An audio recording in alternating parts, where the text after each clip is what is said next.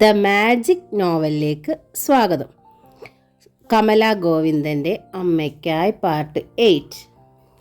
മുകളിൽ മുൻവശത്തായിരുന്നു സൂര്യൻ്റെ റൂം. ജനാലയോട് ചേർത്താണ് ബെഡ് ഇട്ടിരിക്കുന്നത്. തോട്ടത്തിൽ നിന്ന് ജനലിലൂടെ അകത്തേക്ക് വരുന്ന കുളിർമയുള്ള കാറ്റേറ്റ് കിടക്കുന്ന സൂര്യൻ്റെ മിഴികൾ താഴെ റോഡിലേക്ക് നീണ്ടു. ടാറിട്ട റോഡിനെ ഒട്ടും നോവിക്കാതെ നടന്നു വരുന്ന അമ്മ. മുറ്റത്തേക്ക് കയറിയ അമ്മയെ സൂര്യൻ ശ്രദ്ധിച്ചു. വെള്ളയിൽ ചെറിയ റോസ് പൊട്ടുകൾ നിറഞ്ഞ സാരി അമ്മയ്ക്ക് നന്നായി ചേരുന്നുണ്ട്. ദീപ്തമാണ് ആ മുഖം, പ്രകാശിക്കുന്നുണ്ട് ആ കൃഷ്ണമണികൾ. അമ്മ എവിടെ പോയതാ? എന്താണ് അമ്മയ്ക്ക് ഇത്ര വലിയ സന്തോഷം മുഖത്ത്? തൻ്റെ മുറിയുടെ വാതിക്കലേക്ക് തന്നെ നേരെ കയറി ചെന്ന പത്മിനിയെ നോക്കി സൂര്യൻ ചോദിച്ചു. ഞാൻ തുമ്പിയെ കാണാൻ പോയതാടാ. പത്മിനി ചിരിച്ചു. തുമ്പിയെ കാണാനോ? സൂര്യൻ അമ്പരപ്പോടെ എഴുന്നേറ്റിരുന്നു. എന്തിന്? പത്മിനി അകത്തേക്ക് വന്നു. മകൻ്റെ അടുത്ത് ചേർന്നിരുന്നു കൊണ്ട് പറഞ്ഞു, നിനക്കുള്ളത്രയും സ്നേഹം അവൾക്ക് ഇങ്ങോട്ട് ഉണ്ടോയെന്ന് എനിക്കൊന്ന് അറിയണ്ടേ? എന്നിട്ടോ? സൂര്യൻ അമ്മയുടെ താടിയിൽ പിടിച്ചുയർത്തി. കൊച്ചുകുട്ടിയുടെ ചിണുക്കം പോലെ അവൻ നോക്കി. പറയമ്മേ, നിനക്ക് അവളെ മനസ്സിലായില്ലല്ലോടാ പൊട്ടച്ചാരെ. പത്മിനി മകനെ കളിയാക്കി.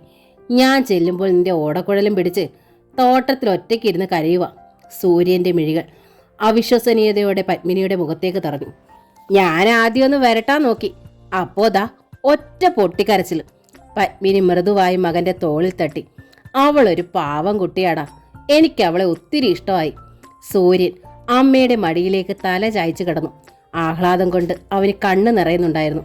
പത്മിനിയുടെ മുഖം അവൻ ഇരു കരങ്ങൾ കൊണ്ട് അരുമയായി പിടിച്ചു. എന്നിട്ട് പറഞ്ഞു, ഞാൻ കരുതി അമ്മ എന്നോട് ദേഷ്യപ്പെടുമെന്ന്. അതെന്തിന്? ഞാനിപ്പോൾ പഠിക്കുകയല്ലേ. അതിനിടയിൽ ഒരു പെണ്ണുമായി. സൂര്യൻ ചമ്മലോടെ മിഴികൾ താഴ്ത്തി. മകന്റെ കൈകൾ തൻ്റെ കവളിൽ നിന്ന് പിടിച്ചെടുത്തിട്ട് ആ കൈകളിൽ ഒരു മുത്തം നൽകി പത്മിനി. അമ്മയ്ക്കറിയാം നീ തെറ്റായിട്ടൊന്നും ചെയ്യില്ലെന്ന്. പിന്നെ ഒരു പെൺകുട്ടിയെ ഒരാൺകുട്ടി പ്രണയിക്കുന്നത് തെറ്റാണെന്ന് ഞാൻ പറയില്ല. അതിനമ്മ പ്രണയിച്ചിട്ടുണ്ടോ? സൂര്യൻ കുസൃതിയോടെ ചോദിച്ചു. എടാ പോക്കിരി, എന്താടാ നീ ചോദിച്ചത്?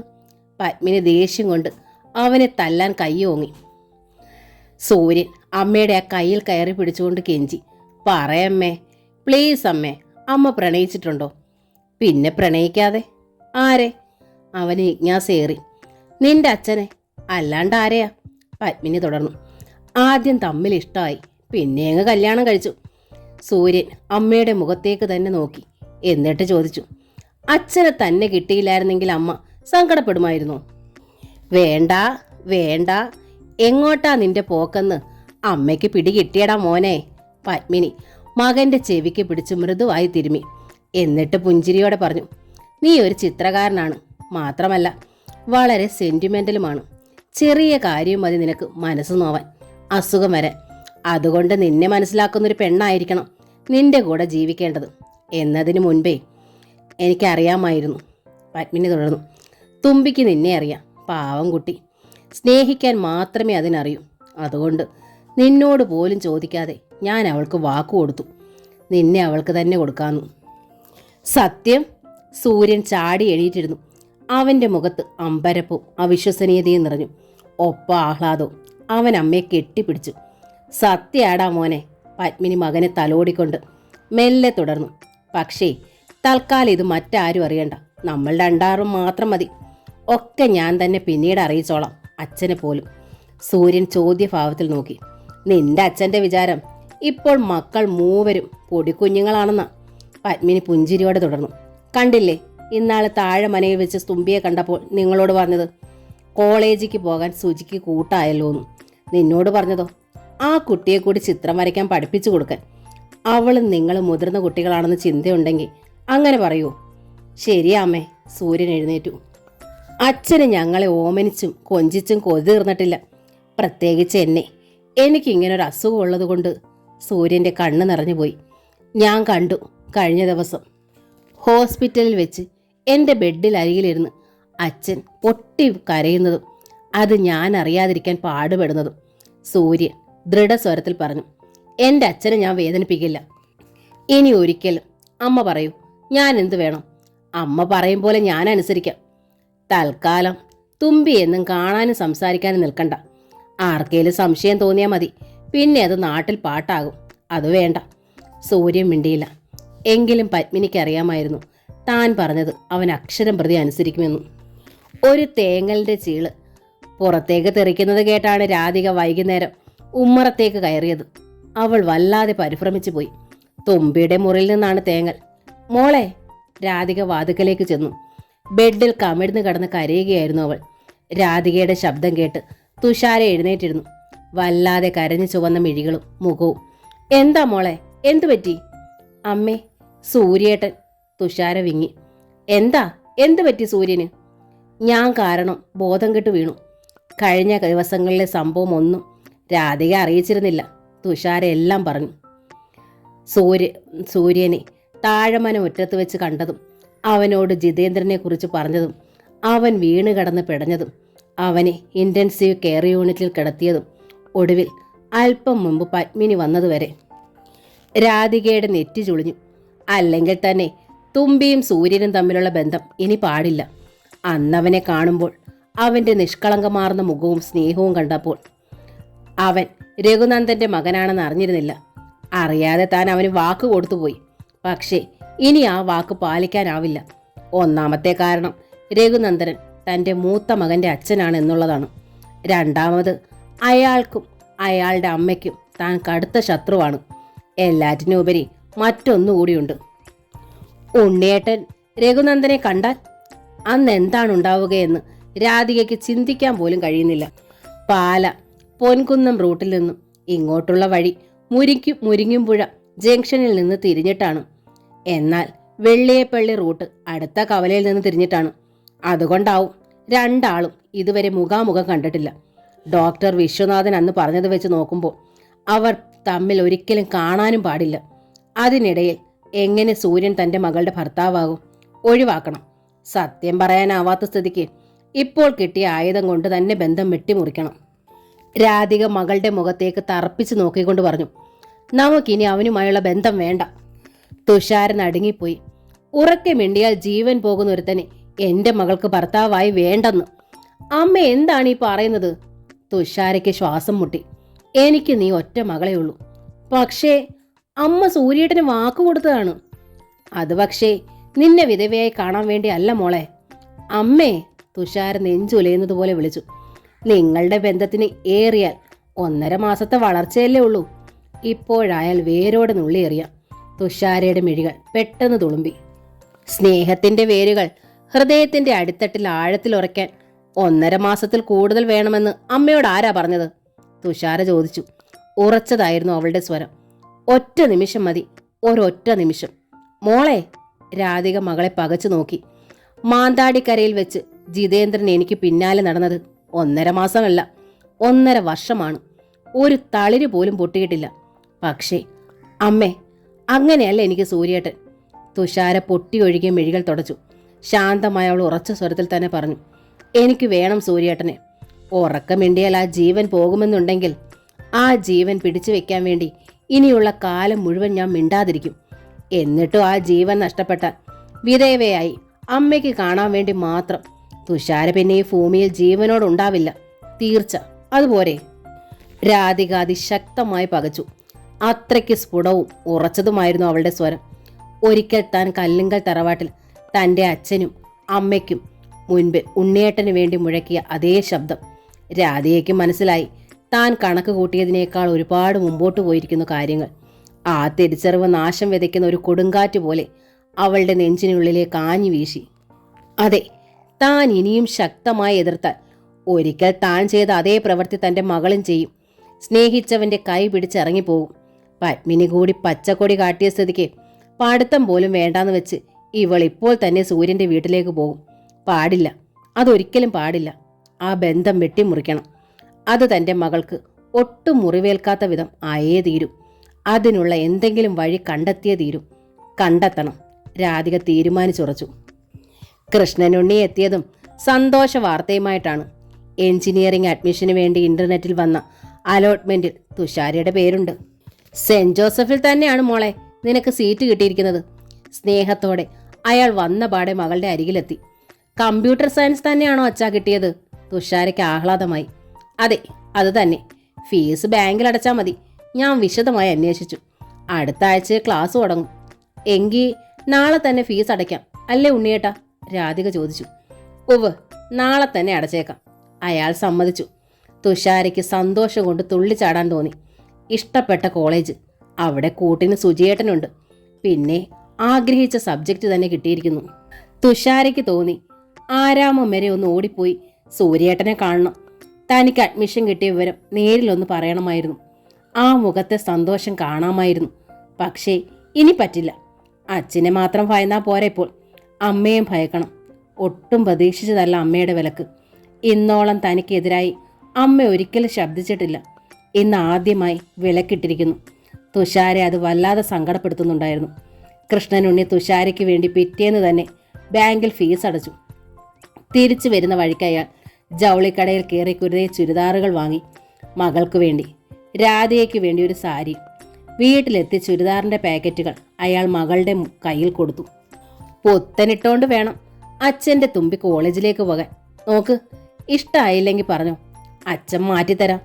തുഷാര അച്ഛൻ്റെ പുഞ്ചിരിക്കുന്ന മുഖത്തേക്ക് അതിശയത്തോടെ നോക്കി. അച്ഛൻ ഇങ്ങനെ സ്നേഹമായി സംസാരിച്ചിട്ട് എത്ര നാളായി? സന്തോഷം കൊണ്ട് അവളുടെ കണ്ണുകളെ അത് നനയിച്ചു. എനിക്കിതെല്ലാം ഇഷ്ടമായച്ചാ, ഒന്നും മാറ്റി വാങ്ങണ്ട, അവൾ പറഞ്ഞു. നിനക്കോ? കൃഷ്ണനുണ്ണി രാധികയുടെ നേരെ തിരിഞ്ഞു. സാരി നിനക്ക് ഇഷ്ടമായോ? രാധിക പാക്കറ്റ് അഴിച്ചു നോക്കുകയായിരുന്നു. ഇളം റോസ് നിറത്തിൽ കസവ് ബോർഡറുള്ളൊരു പട്ടുസാരി.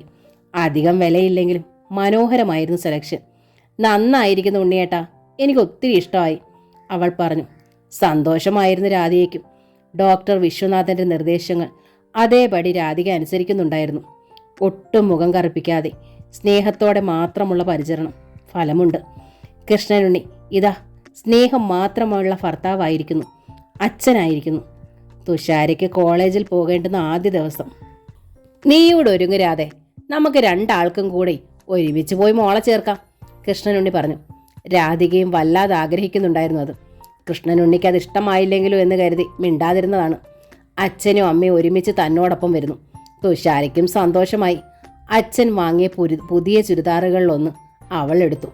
ഇളം പച്ച കോട്ടൺ തുണിയിൽ കടും പച്ച എംബ്രോയ്ഡറി വർക്ക്. ഷോളിലും അതേ വർക്ക്. അതവൾക്ക് നന്നായി ഇണങ്ങുന്നുണ്ടായിരുന്നു. നീയും പുത്തൻ സാരി ഉടുക്കരാതെ, കൃഷ്ണനുണ്ണി പറഞ്ഞു. രാധികയ്ക്ക് ഉത്സാഹമായി. അവൾ പുത്തൻ പട്ടുസാരി ഞൊറിഞ്ഞു കൊടുത്തു. നന്നായിരിക്കുന്നു, നിനക്ക് 5 വയസ്സോടെ കുറഞ്ഞിട്ടുണ്ട്, കൃഷ്ണനുണ്ണി പറഞ്ഞു. റോസ് സാരിയിൽ അമ്മയുടെ ശരീരത്തിൻ്റെ നിറം ജ്വലിക്കുന്നുണ്ടെന്ന് തുഷാരയ്ക്കും തോന്നി.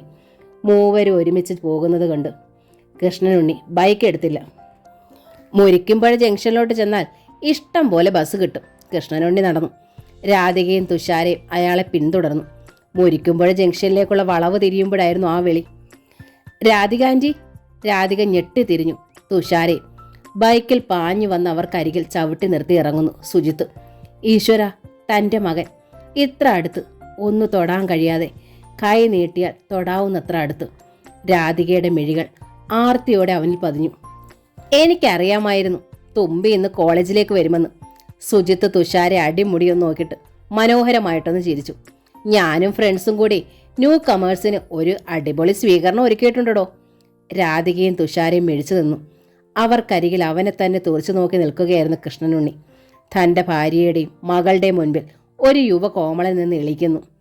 അവൻ്റെ നനുത്ത മീശ, കൃഷ്ണമണികളുടെ തിളക്കം, ജീൻസും ഡിസൈനർ ഷർട്ടും ധരിച്ച വേഷം. കൃഷ്ണനുണ്ണിയുടെ നെറ്റിയിലെ ഞരമ്പുകൾ പിടയ്ക്കാൻ തുടങ്ങി. അപ്പോഴാണ് സുജിത്ത് അയാൾക്ക് നേരെ തിരിഞ്ഞത്. തുമ്പിയുടെ അച്ഛനാണല്ലേ? കണ്ടതിൽ സന്തോഷം, നമുക്ക് ഒരുമിച്ച് പോകാം. ആരാടാ നീ? കൃഷ്ണനുണ്ണി നേരെ മുൻപിൽ വന്ന അവൻ്റെ ഷർട്ടിൽ അസാമാന്യ ശക്തിയോടെ കുത്തിപ്പിടിച്ചു. ഞാൻ സുജിത്ത്, ഇവിടെ അടുത്താണ് താമസം, സുജിത്ത് തെല്ലമ്പരപ്പിൽ പറഞ്ഞു. ഇതെന്താ ഷർട്ടിൽ പിടിച്ചിരിക്കുന്നത്? വിട്. ഇവൻ ഏതാടി? എങ്ങനെയാടി നിനക്ക് പരിചയം? കൃഷ്ണനുണ്ണി രാധികയെ നോക്കി. എൻ്റെ മോനാണ്, ഒറ്റ വാക്കിൽ പറയാം ഉത്തരം. പക്ഷേ പറ്റില്ലല്ലോ, അംബികയുടെ കൊച്ചുമകനാണ് എന്നും പറയാം. രാധിക ഭീതിയോടെ ഡോക്ടർ വിശ്വനാഥിനെ ഓർത്തു. നിങ്ങളുടെ സത്യങ്ങളല്ല അയാളുടെ സത്യങ്ങൾ. അയാൾക്ക് വേണ്ടത് ശരിയായ തെളിവുകളാണ്. അതെ, അംബിക അമ്മയുടെ കൊച്ചുമകനാണെന്ന് പറഞ്ഞാൽ ഉണ്ണിയേട്ടൻ അതിന് പിന്നാലെ പായും. ചെന്ന് നിൽക്കുന്നതോ രഘുനന്ദനന്റെ മുമ്പിൽ. അത് വേണ്ട. രാധിക കണ്ണുകൾ ഇറുകെ പൂട്ടി. തൻ്റെ കുഞ്ഞാണ് മുൻപിൽ. അവൾ പല്ലുകൾ കടിച്ചു പിടിച്ചു. എന്നിട്ട് നെഞ്ചിൽ ഒരു ബോംബിട്ടിരിക്കുന്ന വെപ്രാളത്തോടെ പറഞ്ഞു, ഞങ്ങൾക്കറിയില്ല ഉണ്ണിയേട്ടാ, ഇവൻ ഏതാണെന്ന് ഞങ്ങൾക്കറിയില്ല. പിന്നെ ഇവൻ നിങ്ങളുടെ പേര് വിളിച്ചതോ? കൃഷ്ണനുണ്ണിയുടെ മിഴികൾ വട്ടച്ചു. അത് അവൻ അന്വേഷിച്ചറിഞ്ഞതായിരിക്കും. തുഷാരൻ ഞെട്ടി പകച്ച് അമ്മയെ നോക്കി. സുജിത്തും പകച്ചുപോയി. എന്താ പറഞ്ഞത്? എന്നെ അറിയില്ലെന്നോ? സുജിത്ത് കുതറിക്കൊണ്ട് പറയാൻ ശ്രമിച്ചു. ഛീ, പിന്നെയും ചൊറിയാൻ വരുന്നോ ചേറ്റേ? കൃഷ്ണനുണ്ണി സർവ്വശക്തിയും വലത് കൈക്കുള്ളിലേക്ക് സമാഹരിച്ച് ഒറ്റയടി. സുജിത്ത് ഒട്ടും പ്രതീക്ഷിച്ചിരുന്നില്ല അത്. അവൻ മണ്ണിലേക്ക് വേച്ച് വീണുപോയി. മേലാൽ എൻ്റെ മകളുടെയും ഭാര്യയുടെ അടുത്ത് കൊഞ്ചാൽ വന്നു പോവരുത്. വന്ന കൊല്ലും ഞാൻ, കൊല്ലും. കൃഷ്ണനുണ്ണി ശക്തമായ കിതപ്പോടെ ചീറി. എന്താടി നിൽക്കുന്നത്? നടക്കടി. ഉടുത്തൊരുങ്ങി ഇറങ്ങിയിരിക്കുന്നു. കണ്ട ആണുങ്ങളെ പകിട്ട് കാണിക്കാൻ. രാധിക മകളെ നോക്കി. മകൾ അമ്മയും. രണ്ടാൾക്കും മനസ്സിലായി, ഒരാൺകുട്ടിയെ അടുത്ത് കണ്ടതോടെ എല്ലാം തകർന്നിരിക്കുന്നു. എല്ലാം. കൃഷ്ണനുണ്ണിക്ക് പിന്നാലെ ജീവശവങ്ങളെപ്പോലെ അവർ നടന്നു. മുറ്റത്തിട്ട കാപ്പിക്കുരു വെയിൽ വരുന്ന ഭാഗം നോക്കി ചിക്കി ഉണക്കാനിടുകയായിരുന്നു പത്മിനി. അപ്പോഴാണ് സുജിത്തിന്റെ ബൈക്ക് പാഞ്ഞു വന്നു നിന്നത്. നീ എന്താടാ മോനെ കോളേജിലേക്ക് പോയതുപോലെ തിരിച്ചു വന്നത്? വല്ലതും മറന്നോ? പത്മിനി ചോദിച്ചു. സുജിത്ത് മിണ്ടിയില്ല. വന്ന വേഗത്തിൽ മുകളിലേക്ക് കയറി. പത്മിനി ശ്രദ്ധിച്ചു. മകന്റെ ഡ്രസ്സിലും ദേഹത്തും മണ്ണ്. അവർ മകന് പിന്നാലെ മുകളിലേക്ക് കയറി. പാൻസും ഷർട്ടും വേഗം ഊരുകയാണ് സുജിത്ത്. എന്താ മോനെ, വണ്ടി വല്ലയിടത്ത് ഇടിച്ചോ? നീ വീണോ? സുജിത്ത് മിണ്ടിയില്ല. ഉച്ച സൂര്യൻ കത്തിയിരിക്കുന്ന ഭാവം മുഖത്ത്. അവനൊരു മുണ്ടെടുത്തു കൊടുത്തു. എടാ, നിന്നോടാ ചോദിച്ചത്. പത്മിനി മകനെ പിടിച്ച് തൻ്റെ നേർക്ക് നിർത്തി. മകന്റെ മുഖത്ത് തിണർത്ത 5 വിരൽപ്പാടുകൾ. സുജി, ആരാടാ നിന്നെ തല്ലിയത്? പത്മിനി പരിഭ്രമിച്ചു പോയി. ആ തുമ്പിയുടെ അച്ഛൻ. അയാളെന്നെ തല്ലി. സുജിത്തിന്റെ ശബ്ദം കനത്തു. തുമ്പിയുടെ അച്ഛനോ? അയാളുടെ അടുത്ത് നീ എന്തിനു പോയി? പോയതല്ല, വഴി വെച്ച് കണ്ടു. അയാളെന്തിനാ നിന്നെ തല്ലിയത്? അതവള് പറയട്ടെ. സുജിത്തിന്റെ ശബ്ദം കനത്തു. അവളെ കൊണ്ടും ആ തള്ളെ കൊണ്ടും ഞാനത് പറയിപ്പിക്കും. സുജിത്ത് വേഗം ബാത്റൂമിലേക്ക് കയറി. ദേഹത്ത് പറ്റിയ മണ്ണ് കഴുകിക്കളയാനാണ്. എൻ്റെ കടപ്പാട്ടൂരപ്പാ. പത്മിനി അമ്പരന്ന് നെഞ്ചിൽ കൈവച്ചു. എന്താണിത്? സൂര്യനെ പോലെയല്ല സുജിത്ത്. വല്ലാത്ത ചൂടനാണ്. ഒന്ന് തീരുമാനിച്ചാൽ അത് സാധിച്ചേ അവനടങ്ങും. ചെറുപ്പം മുതലേ അങ്ങനെയാണ്. വല്ലാത്ത കടംപിടുത്തക്കാരൻ. എന്തും ചെയ്യുന്നതിനും മടിയില്ല. വഴക്കിനാണോ പുറപ്പാട്? അല്ല, തുമ്പിയുടെ അച്ഛൻ ഇവനെ എന്തിനു തല്ലണം? പത്മിനിയുടെ നെറ്റി തുളിഞ്ഞു. ഒരു പെൺകുട്ടിയുടെ അച്ഛൻ ഒരു ചെറുപ്പക്കാരനെ വഴിയിലിട്ട് തല്ലുക തീർച്ചയായും ചുമ്മാതാകില്ല. കാരണം കാണും. പത്മിനി വിഷമത്തോടെ തിരിയുമ്പോഴാണ് കണ്ടത് സുജിത്ത് ഊരിയിട്ട ഷർട്ടിന്റെ പോക്കറ്റിൽ നിന്ന് എത്തി നോക്കുന്നു അവന്റെ മൊബൈൽ. പത്മിനിയുടെ നെറ്റി പെട്ടെന്ന് ചുളിഞ്ഞു. മൊബൈൽ അവർ വേഗം കയ്യിലെടുത്ത് ഓണാക്കി നോക്കി. വെള്ളിടി വെട്ടിയതുപോലെ അവർ നിന്നു. എൻ്റെ ഈശ്വര, ഇതിലും തുമ്പിയോ? സുജിത്തിന്റെ മൊബൈലിന്റെ സ്റ്റോറേജിൽ നിറഞ്ഞു നിന്നത് സൂര്യന്റെ മൊബൈലിൽ നിറഞ്ഞു നിന്നിരുന്ന അതേ മുഖം, തുഷാരയുടെ. അമ്മ പോയില്ലായിരുന്നോ? ദേഹം ഒന്ന് കഴുകി തോർത്തി ഒരു ടവലും ചുറ്റി ബാത്റൂമിൽ നിന്ന് പുറത്തേക്കിറങ്ങിയ സുജിത്ത് കണ്ടു. കയ്യും കെട്ടി ടേബിളിൽ ചാരി നിൽക്കുന്ന അമ്മ. ഞാൻ എങ്ങനെ പോകും? നീ എൻ്റെ ചോദ്യത്തിന് ഉത്തരം തന്നില്ലല്ലോ.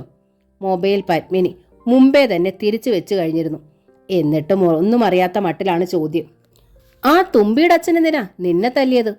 വാർഡ്രോബ് തുറന്ന് ഒരു റോസ് ഡെനിം ഷർട്ടും കാർഗോ പാൻസും എടുത്ത് ധരിച്ചുകൊണ്ട് സുജിത്ത് പറഞ്ഞു. അതല്ലേ ഞാൻ പറഞ്ഞത്, അവളെ കൊണ്ടും തള്ളയെ കൊണ്ടും പറയിക്കാമെന്ന്. നീ ഒരാളുടെ തല്ലുകൊണ്ട് അതിൻ്റെ കാര്യം അറിയാൻ ഞാൻ എന്തിന് അവരുടെ മുമ്പിൽ പോകണം? നീ പറഞ്ഞാ മതി. അമ്മ ഗൗരവത്തിലാണെന്ന് സുജിത്തിന് മനസ്സിലായി. ഇനി രക്ഷയില്ല. ആ തുമ്പി ഇന്ന് കോളേജിൽ ചേരുന്ന ദിവസമാണ്. ഞാൻ മുരുക്കുംപുഴയിലേക്ക് ചെല്ലുമ്പോൾ അവളും അച്ഛനും അമ്മയും കൂടി വരുന്നു. ഞാൻ വണ്ടി നിർത്തിയിട്ട് കുശലം ചോദിച്ചു. അപ്പോഴാ അയാൾ എൻ്റെ കർണത്തടിച്ചതും ഞാൻ വീണതും. പോരെ? പോരാ. പത്മിനി തറഞ്ഞു നിന്നു. നീ ഒന്ന് കുശലം ചോദിച്ചതിന് ഒരാൾ ചുമ്മാ തല്ലുമോ? സത്യം പറയടാ സുജി, നീ അവളോട് അനാവശ്യം വല്ലതും പറഞ്ഞോ? അനാവശ്യമോ? സുജിത്തിന് അരിശം വന്നു. ഞാൻ എന്നാ പെൺപിള്ളാരോട് അനാവശ്യം പറഞ്ഞ് തല്ലുകൊണ്ട് നടക്കുവാണോ? പിന്നെ അയാൾ തല്ലിയത് എന്തിനാണ്? പത്മിനിക്ക് ദേഷ്യം വന്നു. സുജിത്തിന് അതിനേക്കാൾ കലിയുണ്ടായി. ഇങ്ങോട്ട് തല്ലിയതുപോലെ തന്നെ ഒന്ന് അയാളുടെ കാരണത്തേക്ക് ഞാനൊന്ന് വെച്ചു കൊടുക്കാൻ പോവുക. അപ്പോഴറിയാം ശരിക്കുള്ള കാരണം എന്താന്ന്. അതറിഞ്ഞിട്ട് ഞാൻ ഇങ്ങ് വന്ന് അമ്മയോട് പറഞ്ഞു തരാം. എന്താ? ദേഷ്യം തീരാഞ്ഞ് തറയിലൊന്ന് ചവിട്ടിയിട്ട് സുജിത്ത് വേഗം മുറിയിൽ നിന്ന് പുറത്തേക്കിറങ്ങി സ്റ്റെയർ കേസ് ഇറങ്ങി. പത്മിനി തെല്ലു ഭയന്നു. ദേഷ്യപ്പെട്ടാണവൻ പോയത്. ഇവനെങ്ങാൻ ചെന്ന് തുമ്പിയുടെ അച്ഛനെ തല്ലുമോ? വെട്ടൊന്ന് മുറി രണ്ട് എന്ന സ്വഭാവമാണ് ചിലപ്പോഴിവന്. അങ്ങനെ എങ്ങാൻ സംഭവിച്ചാൽ അതോടെ സൂര്യയുടെയും തുമ്പിയുടെയും ബന്ധം നിൽക്കും. സൂര്യയ്ക്കത് താങ്ങാനായില്ലെങ്കിൽ ദൈവമേ, പത്മിനിക്ക് ശ്വാസം മുട്ടി. പത്മിനി താഴേക്ക് ഇറങ്ങി വരുമ്പോൾ രാജലക്ഷ്മി നിൽക്കുന്നുണ്ടായിരുന്നു ഹാളിൽ. സുജി എന്തിനാ പത്മേ കോളേജിൽ പോയിട്ട് തിരിച്ചു വന്നത്? അവൻ വഴിയിലൊന്ന് വീണു. ഷർട്ടിൽ മണ്ണ് പറ്റി. അത് മാറാൻ വന്നതാ. തുമ്പിയുടെ അച്ഛൻ തല്ലി എന്ന ശബ്ദം സത്യം മറച്ചു വെച്ച് പത്മിനി പറഞ്ഞു. വീണതിനാണോ നീ അവനെ വഴക്ക് പറഞ്ഞത്? മുകളിൽ ബഹളം കേട്ടല്ലോ. പത്മിനി മിണ്ടിയില്ല. വീണിട്ട് വന്നവനെ വഴക്ക് പറയുകയാണോ ചെയ്യേണ്ടത്? രാജലക്ഷ്മി ഗൗരവപ്പെട്ടു. കൈയും കാലും ഉറയ്ക്കും മുമ്പേ പിള്ളേർക്ക് വണ്ടി മേടിച്ചങ്ങ് കൊടുക്കുമ്പോൾ ഓർക്കണം അതുങ്ങൾ വീഴുമെന്ന്. പത്മിനി ബാക്കി കേൾക്കാൻ നിന്നില്ല. മുറ്റത്തേക്ക് തന്നെ ഇറങ്ങി. ബാക്കി കാപ്പിക്കുരു ചിക്കി നിരത്താനുണ്ട്. കാപ്പിക്കുരു നിരത്തുമ്പോഴും പത്മിനിയുടെ മനസ്സിൽ തുമ്പിയുടെ അച്ഛൻ സുജിത്തിനെ തല്ലിയത് എന്തിനാണെന്നുള്ള ചിന്തയായിരുന്നു. തുമ്പിയുടെ അച്ഛൻ ആള് വല്ലാത്ത ചൂടനാണെന്നും എപ്പോഴും ദേഷ്യപ്പെടുന്ന സ്വഭാവമാണെന്നും ഓമന പറഞ്ഞത് പത്മിനി ഓർത്തു. ആ സ്ഥിതിക്ക് സുജി അവിവേകം പറഞ്ഞപ്പോൾ അയാൾ തല്ലി, അത്രയുള്ളൂ. പക്ഷേ അവൻ്റെ മൊബൈലിൽ കണ്ട തുമ്പിയുടെ ഫോട്ടോകളോ? ക്യാമറയുള്ള മൊബൈൽ രണ്ടാൾക്കും വാങ്ങിക്കൊടുത്തപ്പോഴേ താൻ രഘുവേട്ടനെ താക്കീത് ചെയ്തതാണ്. സൂര്യ അത് ദുരുപയോഗപ്പെടുത്തില്ല, തീർച്ച. സുജി അങ്ങനല്ല, ഇളക്കക്കാരനാണ്. കോളേജ് കുസൃതികളുമുണ്ട്. ആ കുസൃതി വെച്ചവൻ തുമ്പിയെ വഴിയിൽ കണ്ടപ്പോൾ ഫോട്ടോ എടുത്തിട്ടുണ്ടാവും. ഒരു പക്ഷേ അത് കണ്ടിട്ടാവും അയാൾ തല്ലിയത്. സ്വന്തം മകളുടെ ഫോട്ടോ അന്യൊരാൺകുട്ടി എടുക്കുന്നത് കണ്ടാൽ ഏതച്ഛനായാലും തല്ലും. ഫോട്ടോ എടുത്ത ഡേറ്റ് നോക്കേണ്ടതായിരുന്നു. നോക്കണം. അവൻ വൈകുന്നേരം വരട്ടെ. വൈകുന്നേരം സുജിത്ത് എത്തിയ പാടെ പത്മിനി ചോദിച്ചു, നീ അവരെ കണ്ടോ? ചോദിച്ചോടാ. തല്ലിയത് എന്തിനാണെന്ന്? കണ്ടിട്ട് വേണ്ടേ ചോദിക്കാൻ? സുജിത്ത് മുറുകി. രണ്ടും മുങ്ങി. പക്ഷേ ഞാൻ അങ്ങനെ വിടാനൊന്നും പോണില്ല. ചോദിക്കും. ചോദിച്ചിട്ടേ ഉള്ളൂ. സന്ധ്യയ്ക്ക് അവൻ്റെ മൊബൈൽ നോക്കാൻ പത്മിനിക്ക് അവസരം കിട്ടി. സന്ധ്യാവിളക്ക് കൊളുത്തി നാമം ജപിക്കും മുമ്പ് എല്ലാവരും കുളിക്കും. അതാണ് പതിവ്. സുജിത്ത് കുളിമുറിയിൽ കയറിയ തക്കത്തിൽ പത്മിനി അവൻ്റെ മുറിയിൽ കയറി.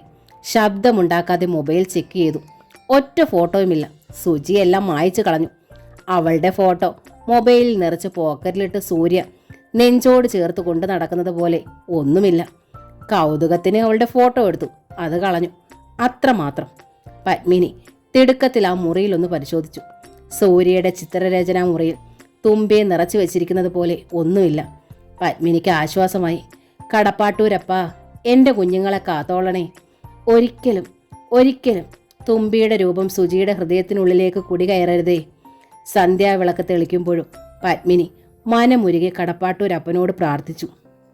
എടാ മച്ചാ, ഇത്തവണ എത്തിയിരിക്കുന്നതെല്ലാം മുറ്റു പാർട്ടികളാടാ, വിപിൻ പറഞ്ഞു. ചുണ്ടച്ചേരി സെൻറ് ജോസഫ് എഞ്ചിനീയറിംഗ് കോളേജിൻ്റെ CS ബ്ലോക്കിൽ 4ാം നിലയിലായിരുന്നു സുജിത്തും കൂട്ടരും. ക്യാൻറ്റീനിൽ നിന്ന് ഉച്ചയൂണ് കഴിഞ്ഞു വന്നുള്ള നിൽപ്പാണ്. സുജിത്തിൻ്റെയൊപ്പം വിപിനും ജോബും രാകേഷുമുണ്ട്. സെൻറ് ജോസഫിലെ യൂണിഫോമായ ഷൈനിങ് ഗ്രേ കളർ പാൻസും ഗ്രേ ലൈനുള്ള വൈറ്റ് ഷർട്ടുമായിരുന്നു എല്ലാവരുടെയും വേഷം. താഴെ മുറ്റത്തുകൂടി നടക്കുന്ന പെൺകുട്ടികളിലാണ് കണ്ണുകൾ. യൂണിഫോം ഇല്ലാതെ എത്തിയ ഫസ്റ്റേഴ്സിനെയാണ് നോട്ടം. നേരാടാ മച്ച, ഒന്നിനൊന്നിന് മുറ്റ് സൈസ്. പക്ഷേക്ക് ആ ഫലം. ഒറ്റ ഒരെണ്ണത്തിൻ്റെ അടുത്തേക്ക് ചെല്ലാൻ പോലും പറ്റത്തില്ല. ഉടൻ കംപ്ലൈൻ്റ് അല്ലേ, റാഗിങ് എന്നും പറഞ്ഞു.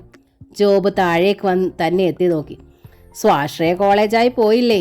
മാനേജ്മെൻറ്റിൻ്റെ ഓരോരോ കടുംപിടുത്തങ്ങളും പിടിവാശികളും. അല്ലാതെന്താ, വിപിൻ പറഞ്ഞു. റാഗിങ്ങിൻ്റെ പേരിൽ ആര് കംപ്ലൈൻറ്റ് കൊടുത്താലും അവർ TC കൊടുത്ത് പറഞ്ഞു വിടണമെന്നാ മാനേജ്മെൻറ്റ് തീരുമാനം. പോരേ? ഓ മുടിക്കൻ. കൂടി വന്നാൽ ഒറ്റ മാസത്തേക്കല്ലേടാ റാഗിങ് കംപ്ലൈൻറ്റ്, രാകേഷ് പറഞ്ഞു. അത് കഴിഞ്ഞാൽ പിന്നെ ഇവളുമാർ താനേ വരില്ലേടാ നമ്മുടെ ഉള്ളം കയ്യിൽ. നമ്മളാരാ മക്കള് അല്ലേടാ സുജി?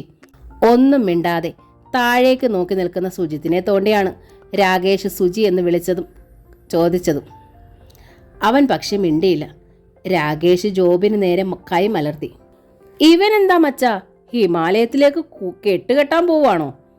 അവൻ്റെ ആ കലിപ്പ് പാർട്ടിയില്ലേ, തൂമ്പ. ജോബ് പരിഹസിച്ചു.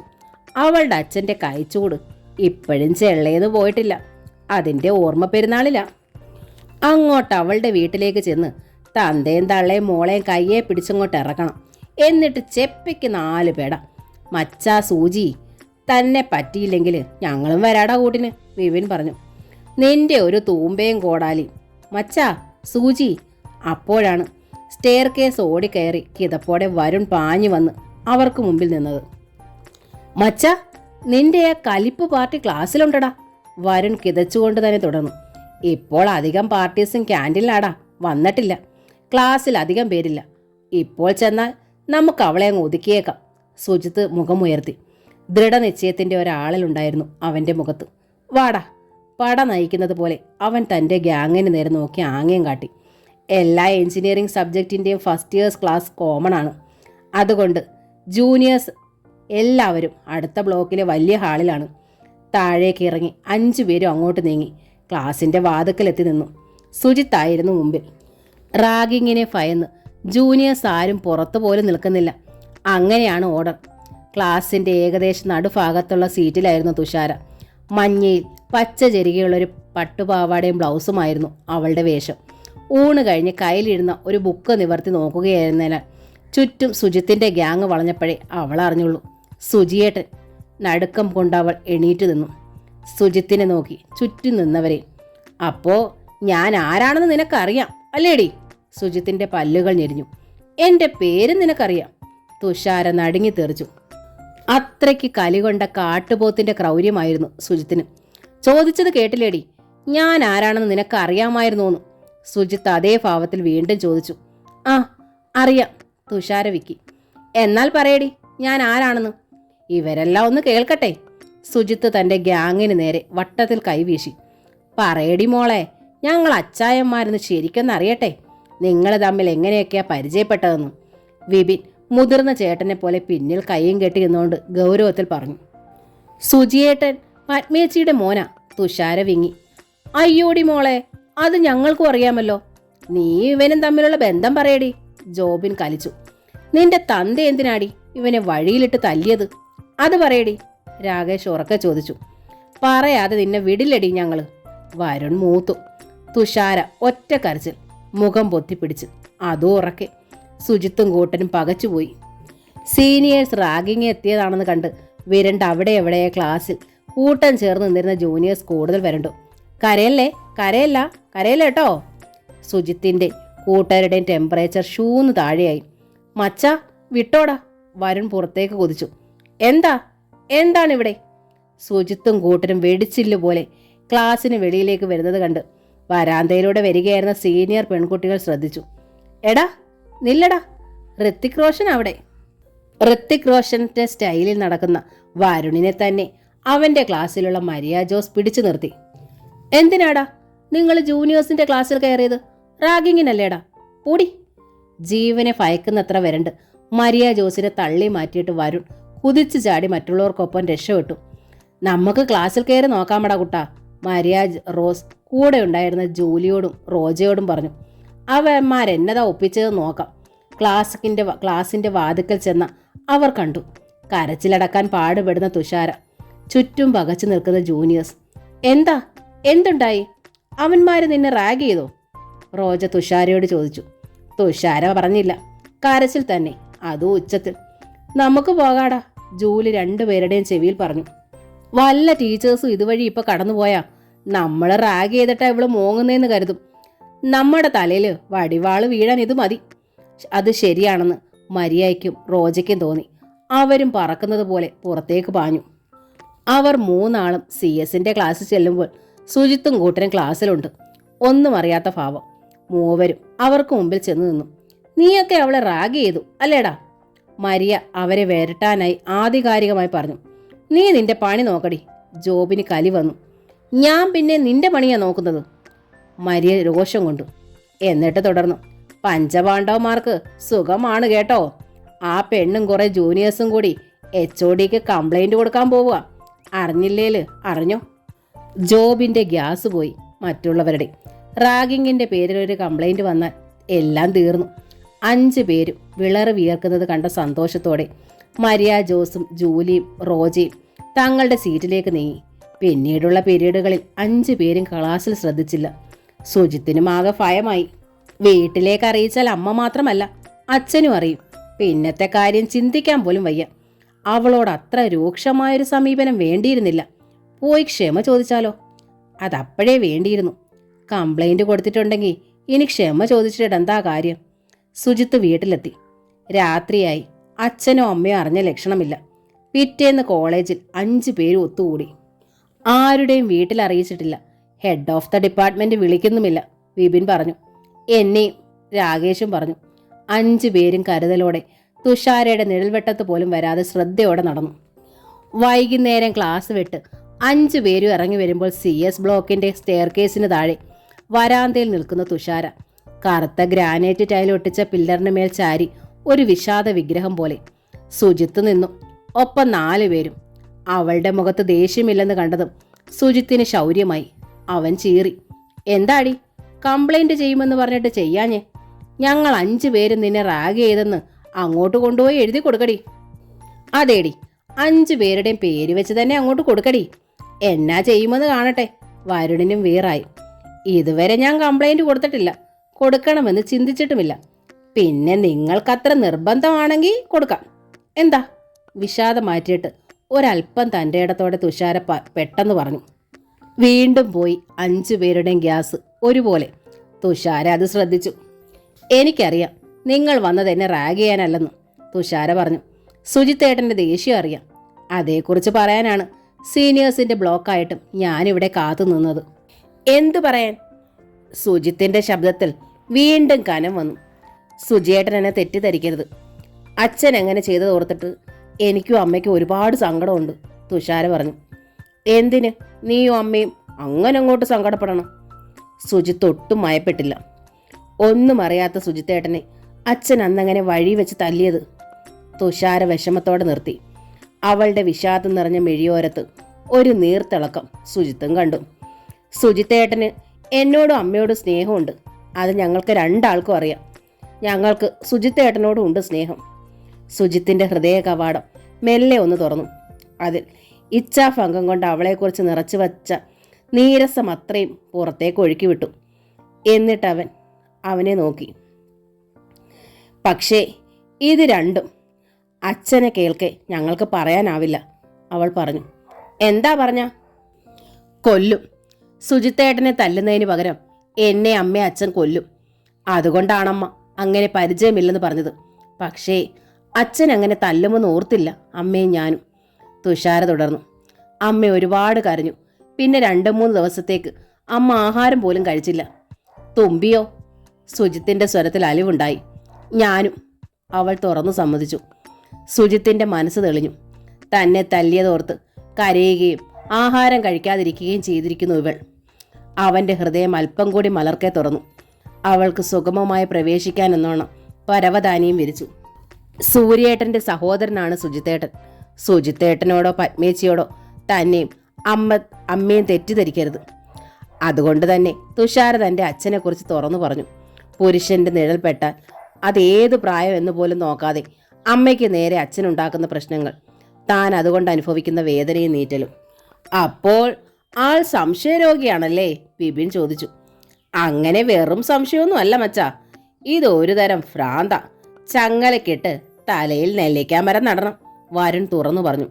തുഷാര ഗ്രാനൈറ്റ് പില്ലറിലേക്ക് ചേർന്ന് നിന്ന് തല പിന്നോട്ടമർത്തി സങ്കടം കടിച്ചൊതുക്കുന്ന അവളെ സുജിത്ത് ശ്രദ്ധിച്ചു. വെള്ളയിൽ ചെറിയ മഞ്ഞപ്പൊട്ടുകളുള്ള ഒരു കോട്ടൺ ചുരിദാറായിരുന്നു അവളുടെ വേഷം. ആ വേഷത്തിൽ ഒരു കുഞ്ഞു ദേവതയായിരുന്നു അവൾ. സ്നേഹവും കാരുണ്യവും തേടുന്ന ആ മിഴികൾ സ്വന്തം അച്ഛനെ ഓർത്ത് വേദനിച്ച് തുളുമ്പിയപ്പോൾ സുജിത്തിന് വേദനിച്ചത് സ്വന്തം ഹൃദയമാണ്. അവൻ്റെ കൈകൾ അറിയാതെ നീണ്ടു. കോളേജാണെന്ന് ഓർത്തില്ല, ചുറ്റും കൂട്ടുകാരുണ്ടെന്ന് ഓർത്തില്ല. അവൻ ആ കണ്ണുനീർ തുടച്ചു നീക്കി.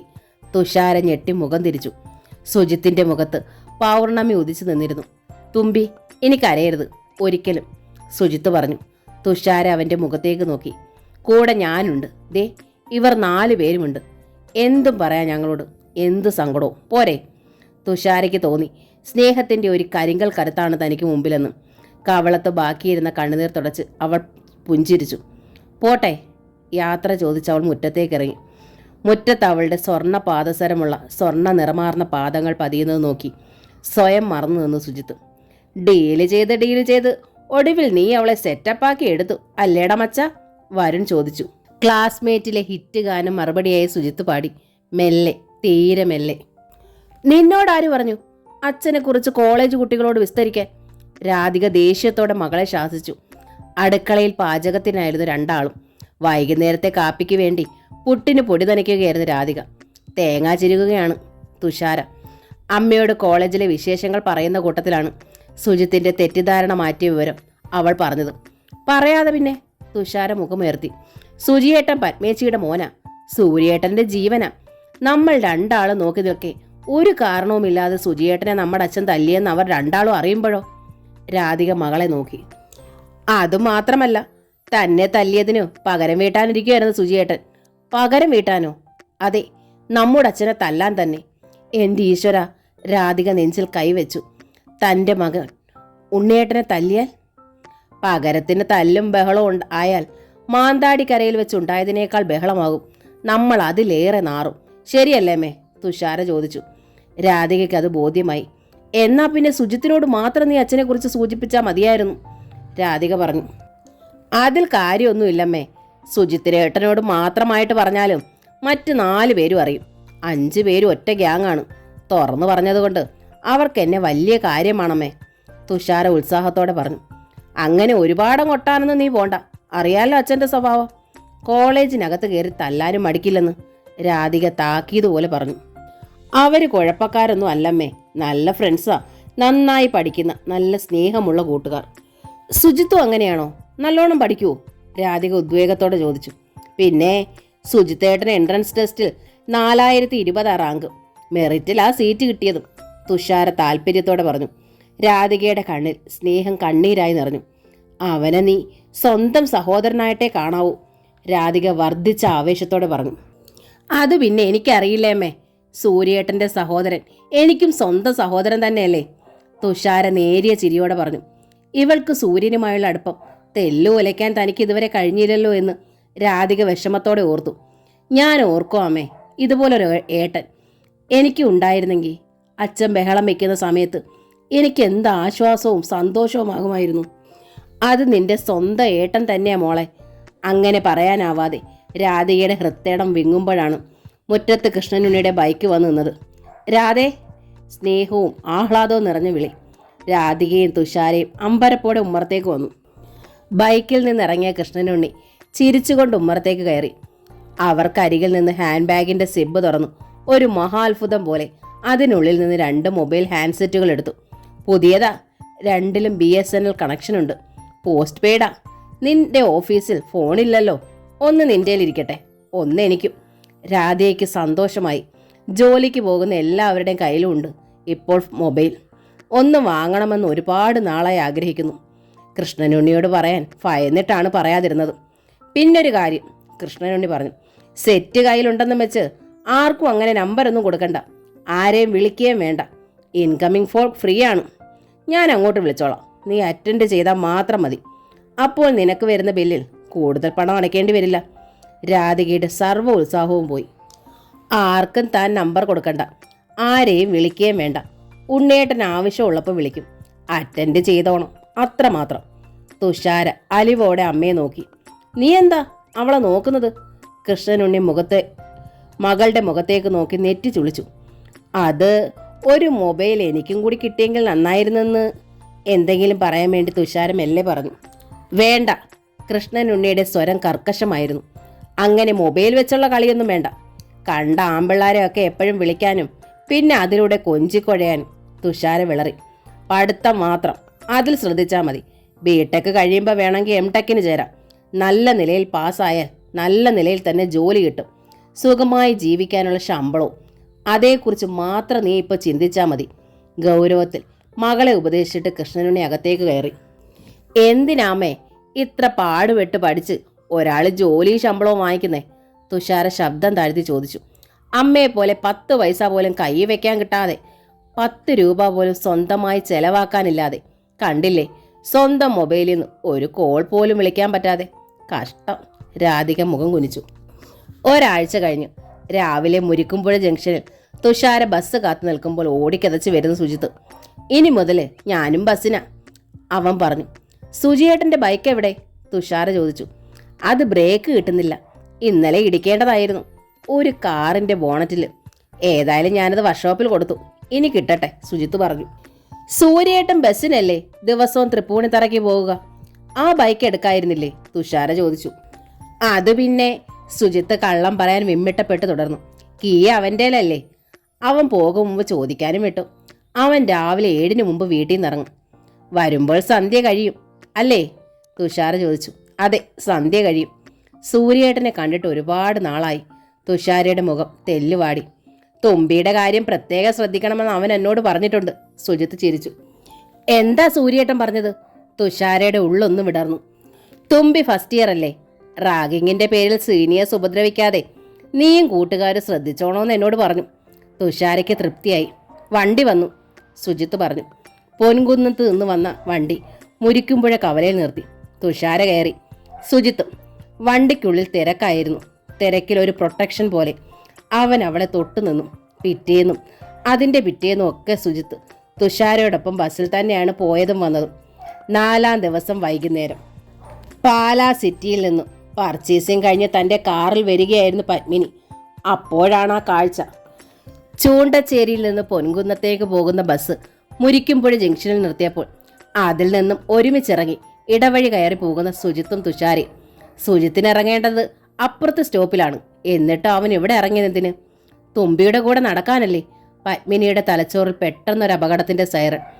കാർ മുമ്പോട്ട് വിടാതെ പത്മിനി ഇടവഴിയിലേക്ക് തിരിച്ചു വിട്ടു.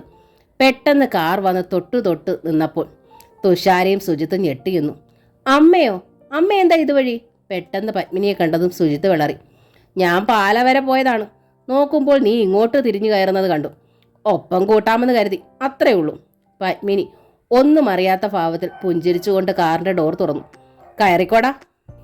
സുജിത്ത് തുഷാരയെ ഒന്ന് നോക്കിയിട്ട് വിമ്മിട്ടപ്പെട്ട് കാറിനുള്ളിലേക്ക് കയറിയിരുന്നു. പത്മിനി തുഷാരയെ ശ്രദ്ധിച്ചു. സുജിത്തിന്റെ മുഖത്ത് കണ്ട വിളർച്ചയോ വിമ്മിട്ടമോ ആ മുഖത്തുണ്ടോ? തെറ്റ് ചെയ്യുന്ന ഭാവം ഇല്ല, ഒട്ടുമില്ല. നിഷ്കളങ്കമായ ചിരി മാത്രം. പോട്ടെ മോളെ, പത്മിനി പറഞ്ഞു. തുഷാര അപ്പോഴും ചിരിച്ചു. നിന്റെ വണ്ടി ഇതുവരെ കിട്ടിയില്ലേടാ? വണ്ടി വിടുമ്പോൾ പത്മിനി ചോദിച്ചു. ഇല്ലമ്മേ, താമസമുണ്ട്. 3-4 ദിവസം കൂടി കഴിഞ്ഞ് കിട്ടൂന്നാ വർക്ക്ഷോപ്പിൽ ചെന്നപ്പോൾ കുഞ്ഞുമോൻ പറഞ്ഞത്, സുജിത്ത് പറഞ്ഞു. പത്മിനി മിണ്ടിയില്ല. ആരാമത്തിലെ മുറ്റത്ത് വണ്ടി നിർത്തിയതും സുജിത്ത് ചാടിയിറങ്ങി. വല്ലാത്തൊരു ഒരുക്കവും സ്റ്റൈലൻ നോട്ടവും ബഹളവുമാണ് ഇവന് കുറച്ച് ദിവസമായിട്ട്. മുകളിലേക്ക് ഓടിക്കയറി പോകുന്ന സുജിത്തിന്റെ ചുണ്ടിലെ മൂളിപ്പാട്ട് പത്മിനി ശ്രദ്ധിച്ചു. എൻ്റെ ഈശ്വര, തുമ്പി സൂര്യയുടെ പെണ്ണാണ്. സുജിയും അവളെ തന്നെ മോഹിക്കുകയാണോ? എങ്ങനെ അറിയും? തുറന്നു ചോദിക്കുന്നത് എങ്ങനെ? പത്മിനിക്ക് ആ ചിന്ത വലിയ മനോവേദനയായി. സെല്ലിൽ നിന്നും ആ ഫോട്ടോ മാഞ്ഞപ്പോൾ ആശ്വസിച്ചതായിരുന്നു. പക്ഷേ ഇതങ്ങനെയല്ല. എങ്ങനെയും സത്യം അറിഞ്ഞേ തീരൂ.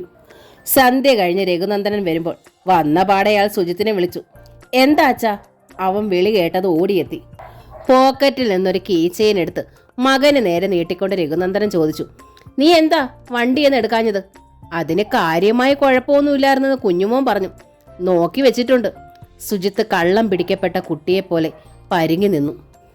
അമ്മയ്ക്കായി എന്ന നോവലിൻ്റെ ഈ ഭാഗം ഇവിടെ പൂർണ്ണമാവുകയാണ്. ഈ നോവൽ നിങ്ങൾക്ക് ഇഷ്ടമായെങ്കിൽ ലൈക്ക് ചെയ്ത് ഷെയർ ചെയ്ത് സബ്സ്ക്രൈബ് ചെയ്യണേ. Thank you.